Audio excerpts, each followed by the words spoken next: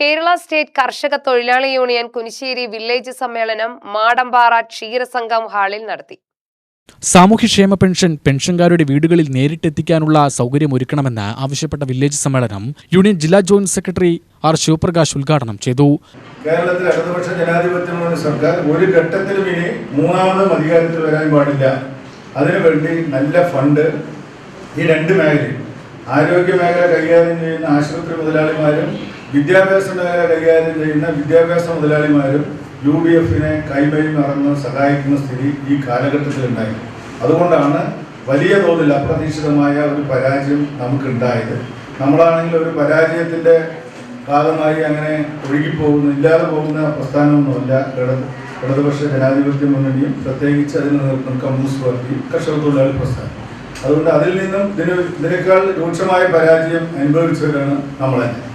അതുകൊണ്ട് അതെല്ലാം സൂക്ഷ്മതലത്തിൽ പരിശോധിച്ച് നമ്മുടെ സംഘടനയെ പ്രാദേശിക തലത്തിൽ ചിട്ടപ്പെടുത്തി മെച്ചപ്പെടുത്തി കൂടുതൽ ആളുകളെ നമ്മളേക്ക് ആകർഷിപ്പിച്ച് കൊണ്ടുവരാനുള്ള പ്രവർത്തനങ്ങളാണ് നമ്മൾ സമ്മേളനത്തിൻ്റെ ഭാഗമായി ചർച്ചകളും നിർദ്ദേശങ്ങളും എടുത്ത് പ്രവർത്തിച്ചുകൊണ്ടിരിക്കുന്നു. അതിന് ഏറ്റവും അടിസ്ഥാന ഘടകമാണ് നമ്മുടെ യൂണിറ്റുകൾ. പ്രാദേശിക തലത്തിൽ ഇപ്പോൾ കർഷക തൊഴിലാളി യൂണിയൻ തീരുമാനിച്ച് 100 മെമ്പർഷിപ്പിന് ഒരു യൂണിറ്റ് എന്ന രൂപത്തിലാണ്.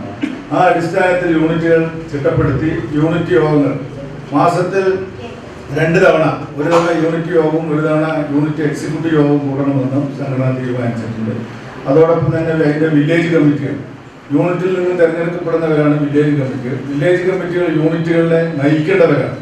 വില്ലേജ് ഭാരവാഹികൾ കൃത്യമായ ഇടപെടൽ യൂണിറ്റുകൾ നടത്തി ആ പ്രദേശത്തിലെ മുഴുവൻ ആളുകളുടെയും നേതാവായി കർഷക തൊഴിലാളി യൂണിയനെ മാറ്റിയെടുക്കും. മുതിർന്ന അംഗങ്ങളെ ചടങ്ങിൽ ആദരിച്ചു. വില്ലേജ് പ്രസിഡന്റ് വി രാജൻ അധ്യക്ഷനായി.